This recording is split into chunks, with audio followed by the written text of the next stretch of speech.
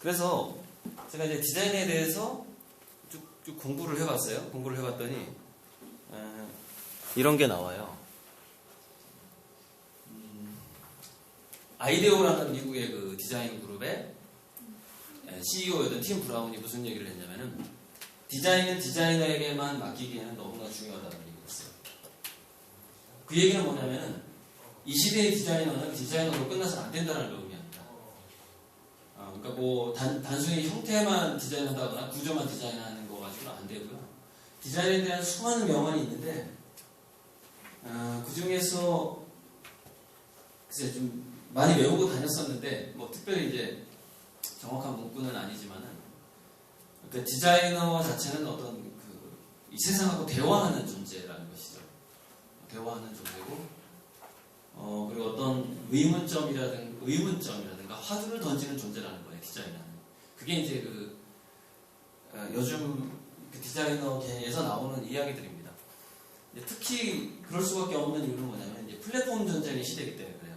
플랫폼 전쟁 시대라는 것은 아무리 좋은 디자인이 있어도 자기 디자인이 특정 플랫폼과 손을 잡고 있지 않다면은 아예 사장돼 버리는 그런 세계입니다.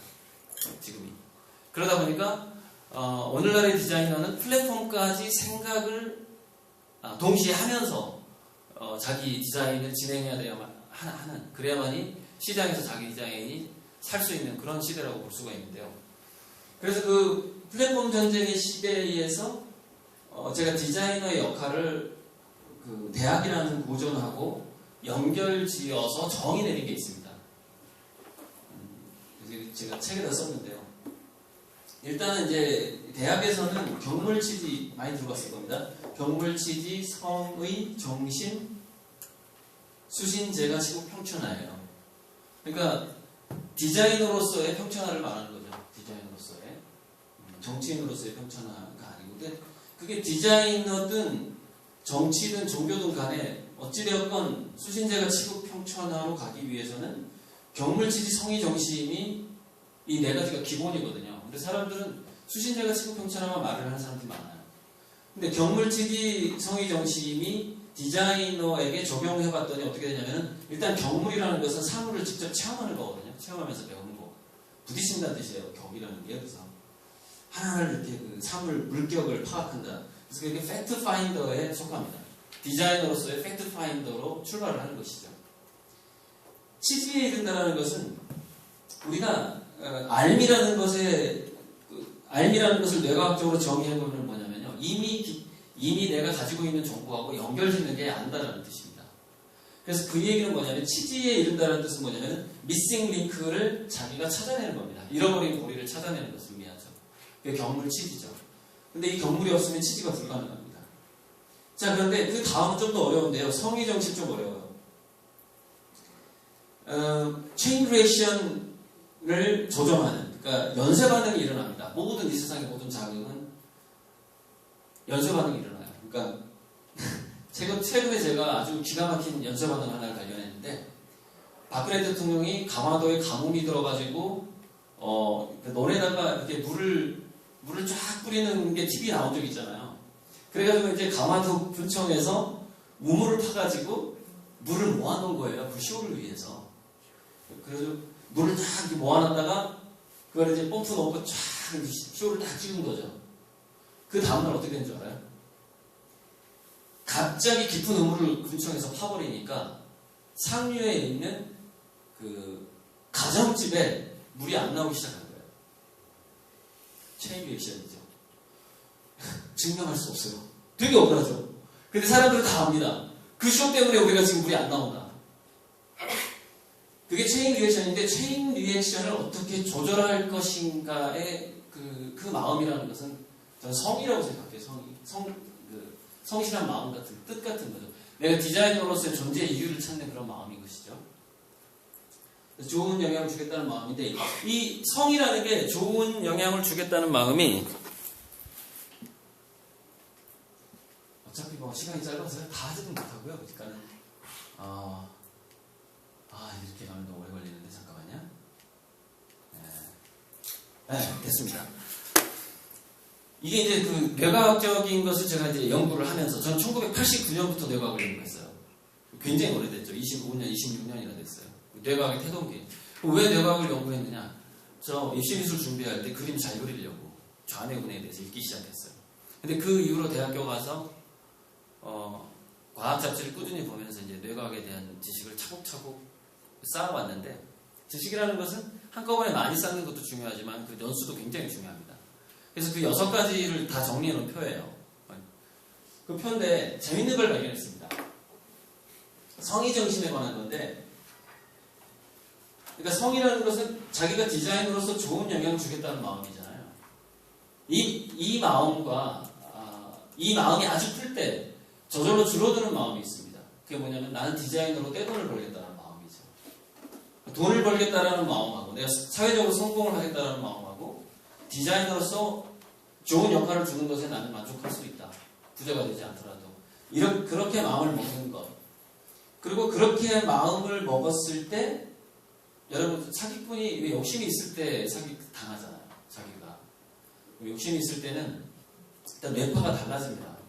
뇌파가 달라져서 상대방의 진심을 정확하게 간파하기가 힘들어져요. 그래서 이제 사기꾼한테 당하는 건데, 그래서 성의 정신으로 넘어오게 되면 브레인, 리셋, 멘토죠. 그러니까 디자이너는 자기 자신의 두뇌도 다시 한번 그거를 이제 뭐 성경에서는 거듭난다라고 얘기를 하고 뭐 브레인을 리셋하는 건데 리부팅하는 거고 컴퓨터를 껐다가 다시 끄는 거예요. 그 버그가 걸렸을 때 바로 그런 식으로 하는 게 정신이라고 볼 수 있죠. 자기 마음을 다시 지키는 거예요. 원래 마음을.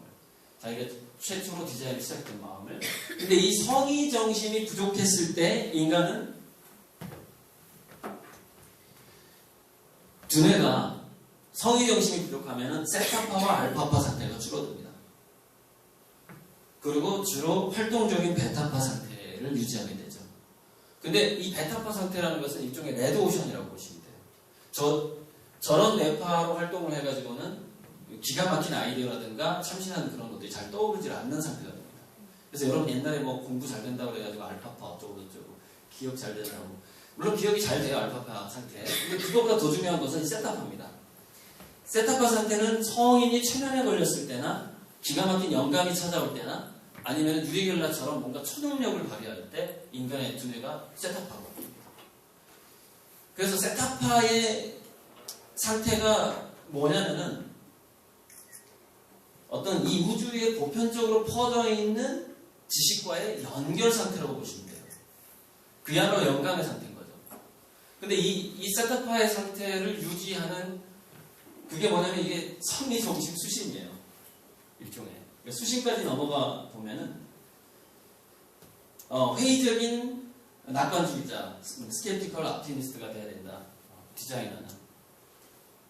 이게 자기 디자인이 과연 성공할 것인가 하지만 그걸 믿긴 해야 되는데 낙관은 해야 되는데 항상 의심해야 되는 이 중형 상태에 머무르는 것. 이것을 수신이라고 볼 수가 있거든요. 근데 성의 정신 수신이 안 되면 인간은 세타파 상태가 되지 않습니다. 그래서 이거를 이제 혹자들은 이렇게 얘기를 하죠. 이 하늘은 그 사람이 욕심을 부릴 때는 영감을 주지 않는다는 거예요. 욕심을 버린 상태에서 일단 영감을 줄 수 있는 상태가 되는 겁니다. 근데 재밌는 게 아이들이 제가 여기 밑에다가 숫자를 적어놨잖아요. 이게 헤르츠입니다. 헤르츠. 4에서 8헤르츠인데 밑에가 다 헤르츠대로 제가 해놨어요. 근데 이게 연령대하고 그 연령대하고 비슷한 걸 발견했어요. 그러니까 무슨 얘기냐면 3살부터 8살, 9살짜리 애들이 세타파 상태가 주로 두뇌가 많다라는 겁니다. 그래서 이거는 제가 엄마들 교육할 때는 3살부터 10살짜리 애들은 지금 최면에 걸린 상태이기 때문에 당신의 모든 걸 받아들인다. 그래서 마음속을 조심하라. 이렇게 교육을 해요. 엄마들한테. 자, 이 얘기는 뭐냐면 여러분이 디자인을 대하는 마음이 스스로 점검을 해봐야 돼요. 내가 지금 3살에서 9살 사이인가를 점검을 해봐야 돼요. 디자인 대하는 마음. 내가 디자인을 하는 마음이. 나는 지금 6살짜리 아이인가. 그게 성의정신 수신이라고 볼 수가 있어요. 그러니까 피카소가 그런 명언을 남겼거든요. 나는 어린아이가 되기 위해서 평생을 노력해왔다. 피카소가 한 얘기입니다. 평생을 노력하지 않으면 자기 마음을 그 상태로 유지할 수가 없다는 거예요. 계속 자국이 들리고 주변에서 야, 네 친구들은 지금 뭐 됐는데 돈을 얼마 벌었는데 뭐 시집장가 가서 애를 낳았는데 이런 이야기가 막 들려옵니다. 디자인을 대하는 마음에 자꾸 대박이라는 것이 플러스되기 시작할 가능성이 높아요. 그런 이야기가 들어옵니다. 또 하나는 간마파입니다. 간마파는 뭐냐면 인간이 뭔가를 입체적으로 생각을 한다거나 통찰력을 발휘한다거나 탐정들이 그 숨겨져 있는 미싱 링크를 찾아내서 뭔가 추리를 할 때 두뇌가 간마파 상태가 된다는 거예요. 근데 정말 인간이 고도로 창의적이 될 때는 세타파 상태하고 간마파 상태가 동시에 존재한다는 겁니다. 두뇌에. 동시에. 이 얘기는 무슨 얘기냐면은 우리가 디자인을 대하고 디자인의 목적을 대할 때는 어린아이의 마음이어야 되고요. 디자인을 직접 실행을 할 때, 세부 사항으로 들어갔을 때는 40대, 50대의 그 디자인 분야의 지식을 20년에서 30년도 쌓은 고도의 아무튼 굉장히 디자인 공부를 많이 한 사람이어야 된다는 것이죠. 그 디자인에 대한 그 지식과 공부, 기존 디자인의 발전의 역사라든가 이런 부분들을 충분히 공부하지 않은 상태에서는 여러분은 세타파가 될 수는 있지만 여러분의 두뇌가 세타파 상태는 될 수 있지만 간마파 상태가 되지 못합니다. 최고의 디자인이 나오지 못하는 거죠. 노벨상급 아이디어가 바로 저 상태에서 출현을 합니다. 세타파와 간마파가 동시에 두뇌에서 활성화된다. 그래서 끊임없이 그 순수한 어떤 순수한 거를 하는 사람과 같은 자세가 필요하다는 거죠. 디자인은 물론 응용 분야죠. 응용 미술이죠. 그래서 예전에 응미과라고 불렀잖아요. 응미과인데 마치 회화가와 같은 마음도 필요하다는 거예요. 나는 이것을 팔기 위해서 디자인을 하는 게 꼭 아니다. 그냥 이것이 좋은 영향을 줬으면 좋겠다. 이 세상에. 제가 최근에 그 유태인 마인드를 얘기하면서 이제 기독교와 유태교를 비교하면서 설명한 적이 있어요. 그걸 놓고 한 적이 없어서 잠깐 말씀드리자면, 여러분 유태교는요 아직 메시아가 오지 않았습니다. 구원자가 오지 않았어요. 그래서 유태인들은 유태교를 공부하는 유태인들은 어떻게 생각하냐면은 아직 메시아가 오지 않았기 때문에 내가 이 세상에서 신과 함께 메시아 역할을 대리해야 된다는 마인드가 갖고 있습니다. 유태인들. 근데 서양 쪽 기독교 계열은 이미 메시아가 왔잖아요. 그죠? 그럼 메시아의 말만 따르면 되잖아요. 그렇기 때문에 자기가 메시아의 대리인이라는 생각을 못하죠. 잘 못하게 될 가능성이 많다는 거죠. 물론 이제 어떤 예수님의 이 세상을 내 이웃을 내 몸처럼 사랑하라고 이런 부분들을 나는 좋은 영향을 주는 디자인으로 만들어야 되겠다. 그런 깊은 신앙심으로 세타파 상태가 되는 사람들도 많죠. 근데 저는 전반적인 어떤 그 확률을 얘기하는 겁니다.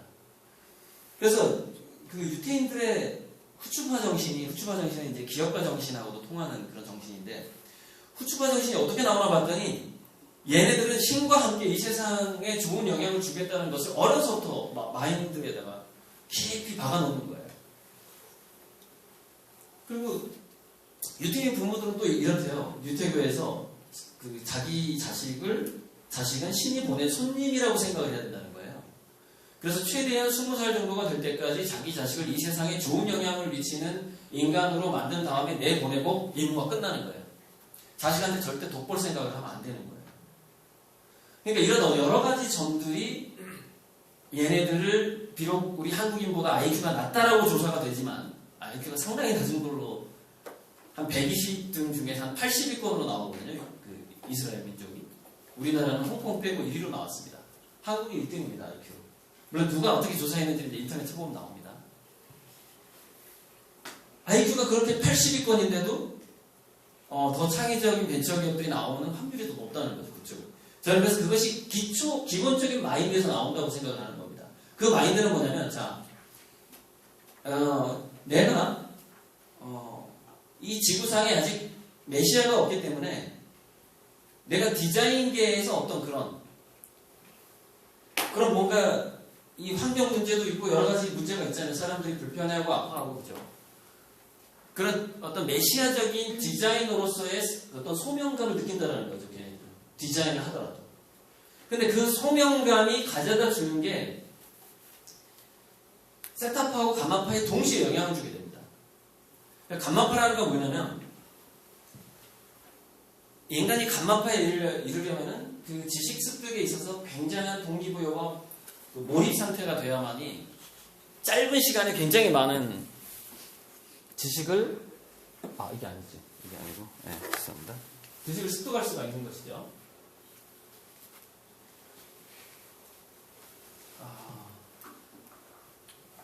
근데 두뇌를 봤더니 정말 이제 전 10분밖에 안 남았습니다. 약속된 시간이.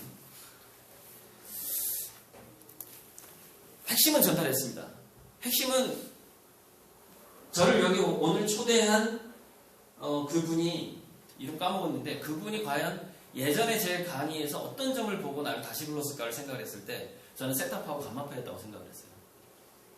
이 부분이 굉장히 현대 디자이너들이 다시 한번 자기 자신의 그 디자인하는 마음을 돌아봐야 되는 그런 부분이 아닌가라고 생각을 했어요. 셋탑파에 대해서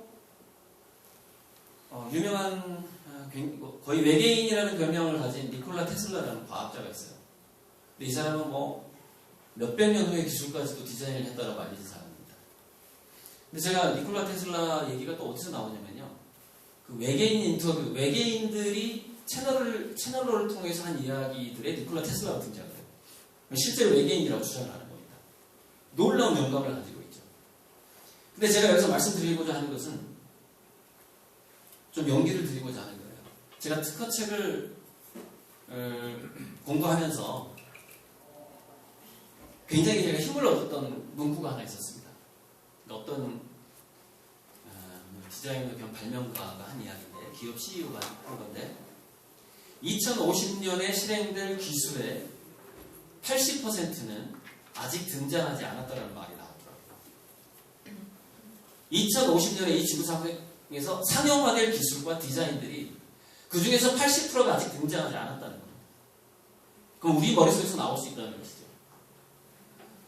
그래서 우리 자신이 이런 어떤 셋탑파를 유지하는 성의정신 수신의 디자이너가 되는 게 굉장히 중요한데 물론 그 다음에는 이제 저절로 제가 지구 평천화로 가는 겁니다. 우리가 그런 내공을 쌓게 되면은 그럼 그건 이제 소셜 스컬프터가 되죠. 사회 조각가가 되는 거예요. 사회를 아름답게 조각해내는 것이죠. 이 사회 조각의 개념은 요셉 보이스라고 독일의 전위 예술가가 처음으로 주장한 개념입니다. 나는 그냥 예술가 아니야. 나는 사회 조각가야. 자기를 그렇게 부르는 거예요. 그래서 막 교육도 하고요, 막 정치도 하고 환경운동 이 세 가지를 합니다. 교육, 정치, 환경운동 세 가지를 다 했는데 셋 다 실패했어요. 그 당시 환경이 끝나는 건가요? 20분 가능합니다. 그 당시 환경 자체가 요즘에도 좀 그렇잖아요. 간학문적인 사람들, 예를 들어서 여러분 GPS를 발명한 사람이 물리학과 출신이에요. 그래서 GPS를 발명했던 그 과학자가 물리학계에서 엄청나게 왕따를 당했대요. 그래서 이 사람은 연구비를 못 받아가지고 지하철을 타고 대학을 다니는 거예요. 연구실을. 차량이 없어요. 지하철 타고 GPS에 대해서 연구하는 거예요. 여러분 이 사람이 물리학계에서 왕따를 당하면서 GPS를 연구했는데 지금 미국한테 GPS가 가져다주는 영향력은요. 제 생각엔 미국 경제력의 40%에서 50%를 차지합니다. 미래지향적인 영향력까지 다 포함했어요. 왜 그럴까? 앞으로 전기자동차 시대가 오잖아요. 테슬라 자동차가 지금 하고 있는 게 태양열 발전소를 미국에 500개인가 5,000개인가를 짓고 우리 자동차를 한 번 사면 평생 동안 무료로 충전해주겠다. 자동차가 고장나지 않도록 애프터 서비스 다 해주겠다. 당신이 하는 것은 오직 딱 한 번 착값만 내면 된다. 평생 무료다. 이런 정책을 쓰고 있거든요. 이거 당해낼 자동차 회사가 어디 있어요? 우리나라에는요. 테슬라가 만약에 우리나라에 진출하면 우리나라에다 50개의 태양열 발전소만 지으면 게임 끝납니다. 한 번만 사면 끝나는 유지비가 전혀 안 드는 자동차를 탈 수 있게 되는 거예요. 누가 유지비가 한 5년 지나면 1억 정도 드는 차를 사겠어요?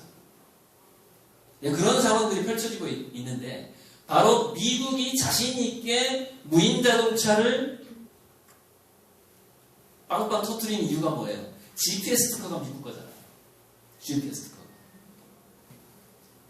어마어마한 영향력을 가지고 있는 거죠. 근데 그 GPS를 개발한 과학자가 물리학도였고 외도를 해가지고 그 특허를 냈습니다. 그러니까 조셉 보이스 같은 경우에도 이제 전부 다 외도가라는 손가락질을 받은 거죠. 맨 처음에 제가 이 강의에서 팀 브라운의 얘기를 인용하면서 디자이너의 손에만 맡기기엔 너무나 중요하다는 그 이야기를 했습니다. 여러분들도 상당한 외도를 하셔야 됩니다. 저는 이제 디자이너로서의 그 외도에 가장 좀 재밌는 게 좀 했으면 싶은 게 제어공학이라든가 그다음에 구조역학, 동력학, 기계설계 쪽 그런 쪽의 외도를 좀 많이 해야 된다고 생각해요.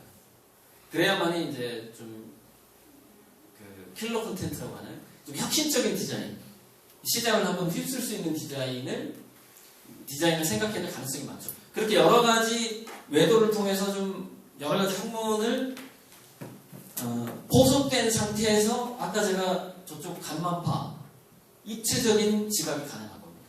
입체적인 시각은 좀 자기 전공을 좀 벗어나서 이렇게 성찰하는 그런 부분들이 많이 필요하다. 그 입체적인 지각을 했을 때 두뇌는 간만파가 되면서 자 여러분 두뇌가 간만파가 되지 않으면 제 나름대로 이건 해석을 하는 건데 이런 게 있습니다. 과연 홀로그램 우주론이라는 것에서 외계인 얘기하다가 하나 빼먹었구나. 외계인 얘기를 하나 빼먹은 게 뭐냐면 그거 하고 나서 홀로그램 우주론으로 넘어갈게요. 외계인 이야기에서 제가 빼먹었던 게 뭐냐면 플레이아데스 성단에서 온 외계인이 했던 얘기가 있어요. 우리 지구가 당신네 그 행성에 비하면 문명이 어느 정도 뒤쳐져 있냐고 물어봤어요. 그랬더니 그 외계인이 믿거나 말거나 합니다. 이거는 네, 희망 상황이에요. 그 외계인 얘기가 우리 문명이 당신네 지구보다 3,000년이 앞서 있다는 거예요. 희망적이지 않습니까? 우리가 앞으로 3,000년 동안 디자인을 할 수 있다는 얘기예요. 얼마나 희망적이에요? 나 굉장히 기분 좋더라고요. 저는 그 얘기를 읽으면서. 근데 할 일이가 3,000년 동안 할 일이 남아있어, 우리 디자이너들이. 너무 기분이 좋았어요. 자, 홀로그램 우주로 넘어와서 중요한 점은 뭐냐면, 이 우주 자체의 그 지식이라는 것이 과연 두뇌 안에가 있는가, 두뇌 밖에가 있는가를 이제 논란이 많단 말이에요. 이 우주에서 그 최초의 입자인 초근을 만드는 것이 과연 마음인가, 정보인가, 뭐 실제로 쪼개보면 정말 물질이 있는 것인가, 이런 논의들이 지금 많은데,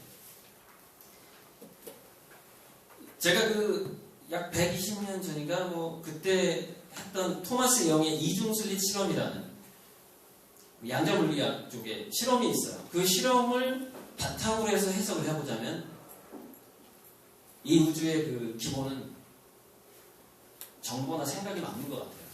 정보나 생각이. 거기에 관한 정의는 제가 책에다 해놨으니까 강의 끝나고 좀 원하시는 분은 50% 가격에 사시면 됩니다. 아무튼 책 홍보 잠깐 하고요. 50% 가격 제가 손해를 보는 가격이거든요. 그래서 홀로그램 우주론하고 세타파가 어떻게 연결되냐면 홀로그램 우주론은 아주 작은 공간에 무한한 공간이 들어갈 수 있다는 그 프레탈 이론이랑 되게 비슷한 이론이에요. 그래서 무슨 얘기냐면 우리 두뇌 안에 또 다른 우주가 들어있을 가능성이 있다는 거죠. 그러니까 평행 우주라는 것은 우리 우주와 동일한 우주가 여러 개 있는 것만 평행 우주가 아닙니다. 평행 우주라는 것은 우리 우주와 동일한 규모를 가지고 있지만 우리 머리카락 속에도 들어올 수 있는 우주가 있다라고 생각하는 게 평행 우주론이에요. 자, 이 말씀을 왜 드리냐면 아까 플레이아데스 성단의 외계인이 했던 얘기 있죠. 우리는 지구보다 3,000년이나 앞선 문명을 가지고 있다. 이겁니다. 핵심은 3000년 앞선 문명의 정보가 이미 우리 두뇌 속에 있다는 얘기죠. 우리는 왜 그것을 끄집어내서 쓰지 못할까요? 아까 얘기했던 조건이 필요합니다. 세타파와 감마파의 결합이 필요해요. 우리가 공부를 한다는 것은 문을 여는 거랑 비슷합니다. 즉 3000년이나 앞선 문명으로부터 무수하게 쏟아지는 정보에 창문을 하나씩 여는 것이 바로 공부예요. 아까 감마파 상태. 우리가 서로 다른 학문들을 공부하는 거. 창문을 열어놓으면 그 정보들이 오기 시작합니다. 그런데 홀로그램 이론에서 보면은요, 이 세 개의 광선이 겹쳐야지 실체가 나타나요. 그게 입체 지각이죠. 그러니까 우리가 다양한 관점을 갖되, 다양한 관점을 갖도록 치열하게 공부를 하되, 마음은 세타파 상태를 유지할 수 있어야 된다. 여러분이 항상 6살 상태를 유지할 수 있어야 된다는 거죠. 자, 그렇게 우리가 이제 디자이너로서 이렇게 이 지구상에 일어나는 연쇄 반응을 가장 바람직한 연쇄 반응으로 만드는 디자이너, 잃어버린 고리들을 찾아서 그 플레이아데스 성대에서 오는 영감을 받아들이는 창문을 여는 디자이너, 그 다음에 자기 두뇌를 항상 리셋한다는 것은 다시 어려워진다는 거 생각을 해도 되는 거죠. 리셋하는 디자이너, 자기 디자인을 그 페이지적으로 다시 한번 반성을 하되 항상 그 마지막에는 낙관주의적인 optimist 인디자이너, 그럼으로써 소셜을, 이 사회를 더 아름답게 조각해 나가는 디자이너. 네, 그 디자이너가 되기 위해서 그 두뇌를 감마파 상태를 만들기 위해서 필요한 게 바로 우리 시냅스에서 이 파란 수용체가 아니라 빨간 수용체입니다. 이 수용체는 뭐냐면 뉴런과 뉴런 사이 시냅스에서 정보를 받아들이는 역할을 합니다. 물론 이온 상태로 들어오게 되는데 그것이 이제 생각이 되는 것이고, 바로 이런 작용을 통해서 제가 아까 그 홀로그램 우주론을 얘기했던 게 뭐냐면, 이 작은 입자 속에 플레이아데스 성단의 정보가 들어있다라는 것이거든요. 그러니까 두뇌에서 단지 그 이온들이 오가는 시냅스 사이에서 신경전달 물질이 오가는 것이지만 그 안에서 우리는 그 정보를 끄집어낼 수 있다는 것이죠. 이건 일종의 초능력인데, 그리고 제 강의 이렇게 저 자식 갑자기 신비주의자로 가네? 이런 느낌을 가질 수 있을지 모르겠는데, 정말 제 나름대로 제가 공부한 게 굉장한 확신을 갖고 있습니다. 저는. 그러니까 수많은 발명가들의 발명을 보면요, 아인슈타인도요, 상대성 이론 공식이 갑자기 나타났다고 했어요. 짠! 꿈속에서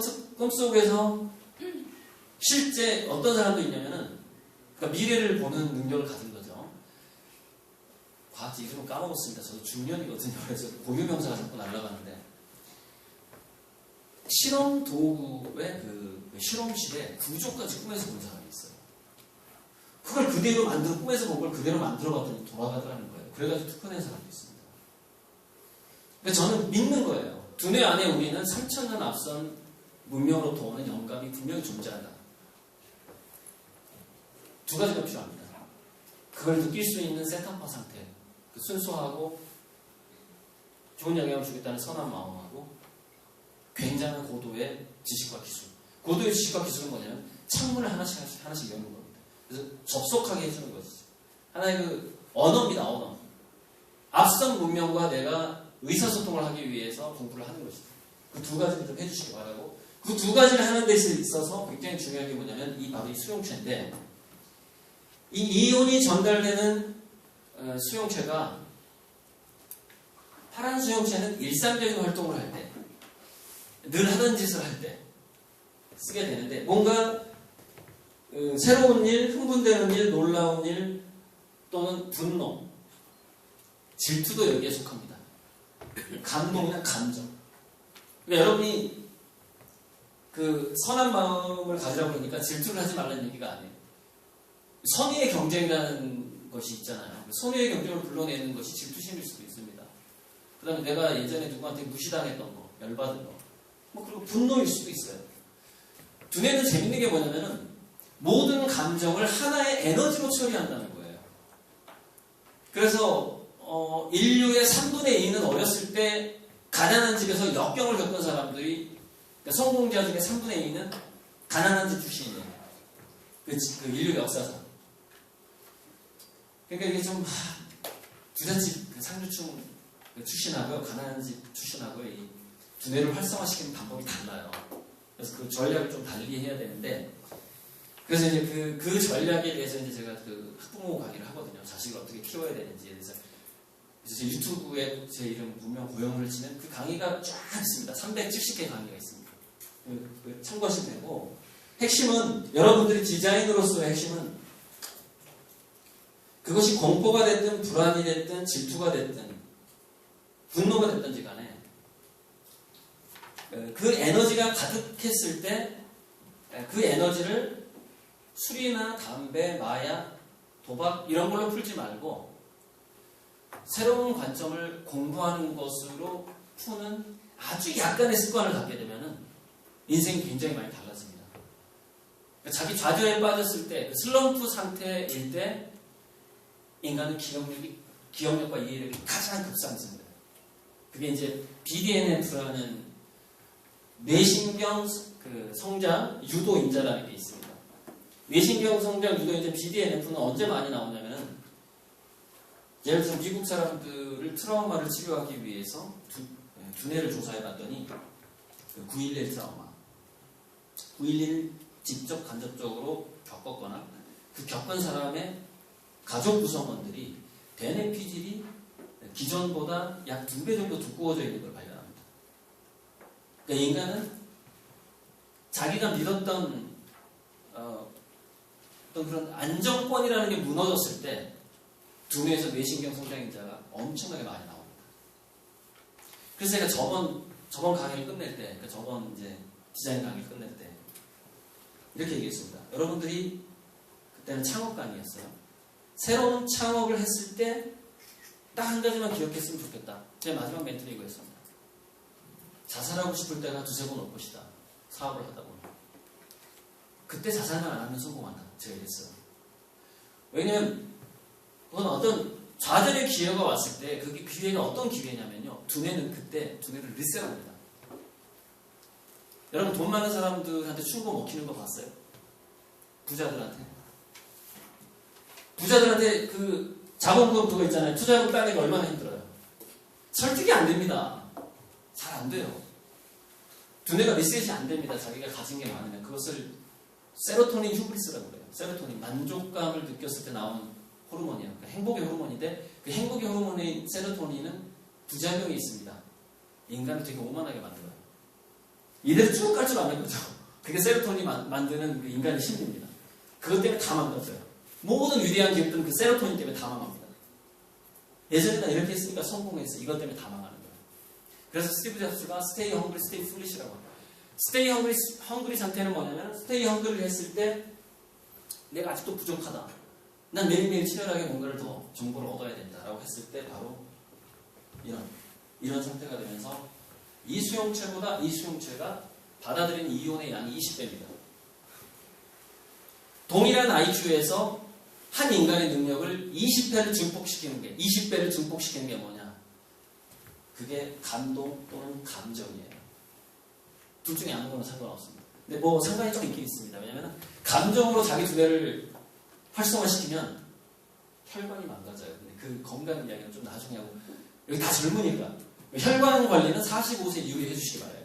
그 전에는 혈관 신경 쓰지 말고, 그 전에는 무조건 분노도 좋고 질투도 좋아요. 그걸 가지고 아까 말했던 감마파의 창문을 열어야 됩니다. 다양한 정보를 받아들이시고요. 그래서 이제 이게 20배의 그 차이가 있기 때문에 공부법 연구하는 이제 교육학자들 얘기는 동기부여가 된 두뇌와 감동이나 감정이 있는 두뇌와 그렇지 않은 두뇌의 학습 효율은 17배가 차이가 난다. 최대. 이렇게 얘기를 하고 있거든요. 시간을 여러분들이 10배에서 15배로 분명히 압축해서 쓸 수 있습니다. 근데 그거는 제가 부탁하건데 50세 이전에 하세요. 다각적으로 제가 건강에 대해서 연구를 해보니까 50 넘어서 망하면 왜 암으로 죽을 확률이 높냐면 신체가 회복을 못하는 거예요. 여기서 그만큼 집중력이 강하게 자기 두뇌 효율을 17배, 15배로 올리잖아요. 그러면 신체에서 독성분이 같이 나옵니다. 그래서 독한 놈 그러잖아요. 근데 자기가 독한 놈이 됐을 때 45세 이전에는 그 면역력이 그걸 견뎌요, 몸이. 근데 45세가 넘으면 그때부터 막 대상포진이 오기 시작하고 면역력이 견디지를 못하는 거예요. 그 독성분이 몸 안에서 나와버리기 때문에. 그래서 저는 이제 15세에서 45세 그 30년 있잖아요. 15세에서 45세 30년은 여러분들이 정말 영감이 그냥 찾아오길 바라지 마시고 창문을 열었을 때만 3000년 앞선 문명과 소통할 수 있는 그 창문을 열었을 때만 센터파 상태에서 영감이 찾아온다라고 생각을 하시고 이제 15세가 없으니까 아무튼 한 20년 동안은 15년 20년 동안은 그 창문을 여는 작업을 하되 두뇌에서 굉장히 고도의 이 수용체가 나오도록 바로 이런 상태를 유지해 주시면 됩니다. 그래서 우리가 아까 저기서 성의 정신에서 좋은 영향을 주겠다는 선한 마음이 왜 중요하냐면은 그 감수성이거든요. 세상에서 고통당하는 사람들을 많이 관찰해야 됩니다. 디자이너는. 그러면서 울어야 돼요. 그 독수리가 그 사진 때문에 자살한 그 사진 기자 있잖아요. 세상에서 고통당하는 동물이든 인간이든 그걸 보면서 자기가 울 수 있는 감수성을 먼저 키우는 게 좋을지도 모르겠어요. 그래야만이 감마파와 세타파가 될 가능성이 많습니다. 여러분 감수성이 풍부하고 세타파와 감마파가 풍부한 디자이너가 되시길 바라면서 일단 이것으로 강의를 마치겠습니다. 감사합니다.